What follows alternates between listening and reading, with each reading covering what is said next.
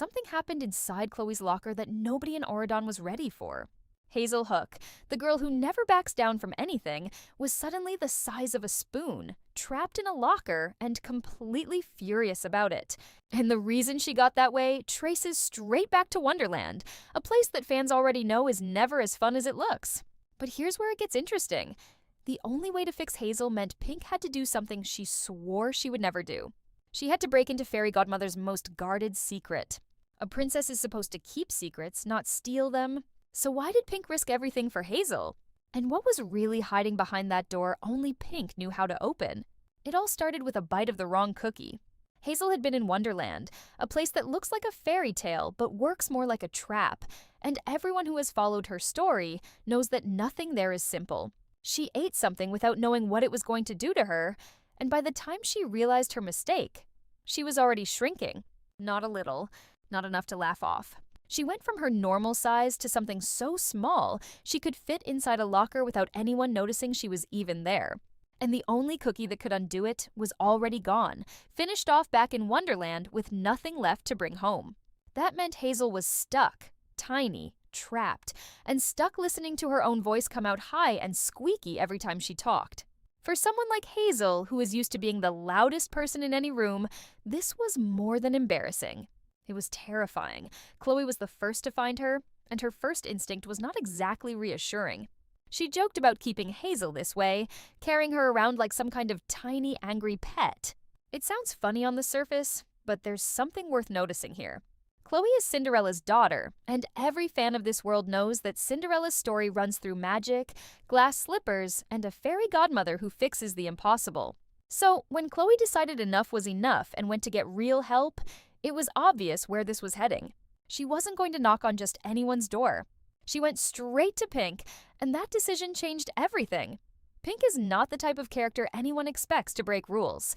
She has spent her whole story being the composed one, the well-mannered one, the princess who follows the script written for her. But when Chloe explained the situation, Pink didn't hesitate the way people might expect. She said something that fans are going to replay over and over. She brought up her own mother's story, the pumpkin carriage, the magic that changed everything overnight. And then she said 4 words that changed the entire tone of this episode. Follow me. That is not something the old Pink would say. That is someone who already knows exactly where to go and exactly what she's about to risk. What Pink led them to wasn't just some spare room or forgotten drawer.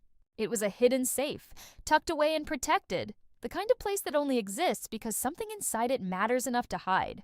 The mechanism that opened it wasn't ordinary either. Cogs turning, metal clicking into place, like the safe itself was alive with old magic. And what fans need to sit with is this. Pink knew this safe existed. She knew how to open it.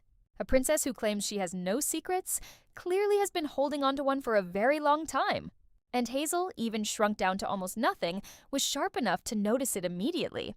She didn't hold back either, comparing Pink's sudden rule-breaking to spending too much time around Red, whose entire reputation is built on going against the rules everyone else follows.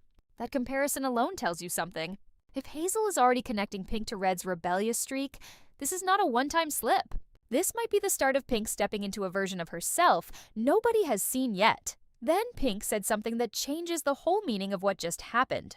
She called it borrowing, not stealing, and followed it with a line that hits harder than it should for a kids' show. Sometimes you gotta get your hands dirty to do the right thing. That is not a princess line. That is someone rewriting her own rules in real time because the situation demanded it. And right after, she made both Chloe and Hazel promise never to repeat what they just saw, sealing it with the same phrase twice. A princess never spills her secrets. Saying it once could be a joke. Saying it twice, right after opening a hidden safe she clearly built or protected herself, sounds like something fans are going to be theorizing about for a long time. What else has Pink been hiding? And how long has she been quietly capable of things nobody expected from her? The moment the safe finally clicked open, everything about this scene shifted from playful to something much heavier. Fans who have been following Pink's arc from the very beginning know that she has always been framed as the safe one, the character who plays by the rules while everyone else around her breaks them. But watching her stand in front of that hidden compartment, calm and completely in control, tells a different story. She wasn't nervous. She wasn't second-guessing herself. She moved like someone who had rehearsed this exact moment before, and that alone should make fans pause. How many times has Pink opened this safe without anyone knowing? And more importantly, why does a princess need a hidden safe with a magical mechanism in the first place? Inside was the wand. Not just any wand, but the very tool tied directly to Fairy Godmother's magic. The same magic responsible for turning pumpkins into carriages and mice into horses. For Pink to know exactly where this was kept, and exactly how to trigger the mechanism protecting it, suggests a connection to Fairy Godmother that goes beyond the surface level family-friend dynamic fans have assumed until now. This is someone who has either been trained, trusted, or quietly involved in the magic side of Auradon far more than the show has let on. And if that's true, then everything about Pink's perfect princess reputation might be a performance, a role she plays in public while something much more capable sits underneath it. Hazel, even in her tiny, squeaky voice state, couldn't resist commenting on what she was seeing. She teased Pink for supposedly having no life outside of diary entries about boys, calling her private thoughts a snooze fest. It's a throwaway joke on the surface, the kind of teasing friends do to each other constantly. But there's a layer underneath it worth paying attention to. Hazel assumed Pink's diary was boring, ordinary, filled with nothing more than schoolgirl crushes. Yet here Pink was, holding a legendary magical wand like it was something she handled all the time. The contrast between what Hazel expected from Pink and what Pink actually turned out to be capable of is exactly the kind of gap this franchise loves to build long-term theories around. What else is hiding in that diary that nobody has actually read? And why does Pink let everyone believe she's this simple, harmless character when she's clearly holding on to secrets heavy enough to require a hidden safe? Then came the moment fans have been waiting for since Hazel first shrank. Pink raised the wand, and for a brief second, there was real tension in the scene. This wasn't a rehearsed trick or a classroom assignment. This was Pink using real magic, magic tied to one of the most powerful figures in this entire universe to fix a mistake that wasn't even hers to fix. Hazel, half panicked and half relieved, practically begged to be changed back immediately, and even joked about just taking the wand and running instead of trusting Pink to get it right. That line matters more than it seems. Hazel, someone raised around villains and used to controlling every situation herself, was forced into a position where she had no choice but to trust someone else's magic. For a character built around control and confidence, that kind of vulnerability is rare, and the show clearly wanted fans to notice it. The spell itself? Selaga Undo, hit with a burst of dramatic energy, cogs practically freezing in the air as the magic worked. And it did work, at least partially. Hazel's body returned to its normal size almost instantly, and for a moment, everything seemed resolved.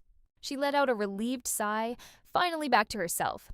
Finally done with the humiliation of being pocket-sized in her own school. But then came the twist that fans are going to be replaying for a while. Her voice never changed back. She was standing there, full-sized again, but still speaking in that same high-pitched, squeaky tone from before. The spell only did half its job, and that detail alone raises a huge question fans need to sit with. Was this a mistake? Or was it something else entirely? Magic in this universe rarely fails by accident, especially not magic tied to something as powerful as Fairy Godmother's wand. Pink's reaction is where things get even more interesting. Instead of panicking or immediately trying to fix the mistake, she seemed almost amused, calling it a bibbidi-bobbidi bummer before laughing and running off, leaving Hazel there with a voice that clearly wasn't hers. On the surface, it plays as a lighthearted comedic beat, the kind of joke this franchise uses to end scenes on a fun note. But look closer at the pattern building here. Pink, who has already been shown to have hidden knowledge of magic far beyond what anyone expected, casually leaves a spell incomplete and walks away laughing instead of immediately correcting it.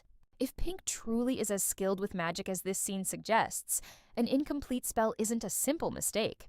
It's either a limitation in her control that she doesn't want anyone to notice, or something intentional that she's choosing not to explain. This detail opens up a much bigger question about where this storyline could be heading. If Pink genuinely lacks full control over serious magic, that could set up a future conflict where her overconfidence backfires in a much bigger, more dangerous situation. It's a common pattern in this kind of storytelling. A character dabbles in something powerful, gets away with it in a low-stakes moment, and starts believing they've got it handled, right before something forces them to realize they don't. Hazel's unshrunk body but shrunk voice could be exactly that kind of warning sign. a small taste of what happens when Pink pushes magic further than she's ready for.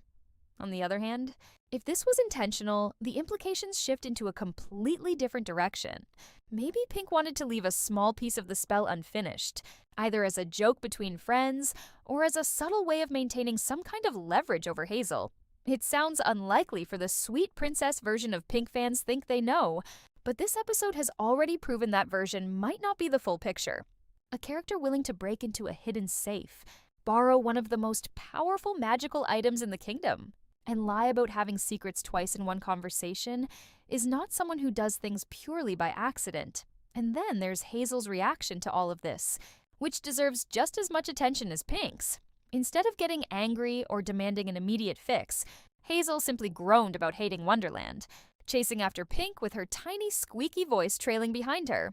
That response says a lot about how much trust already exists between these two characters, even with everything strange happening around them. Hazel isn't furious. She isn't scared. She's annoyed, the way someone gets annoyed with a friend who keeps getting them into weird situations, not the way someone reacts to a stranger using dangerous magic carelessly. That familiarity hints that whatever is really going on with Pink and this hidden magical ability, Hazel might already know more about it than she's letting on. Or she trusts Pink enough not to question it out loud, at least not yet. Zooming out from this single scene, the bigger picture becomes even more interesting. This episode wasn't really about Hazel getting shrunk in Wonderland. That was just the trigger.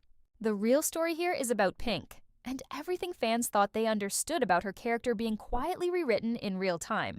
A hidden safe. A wand she clearly knows how to access.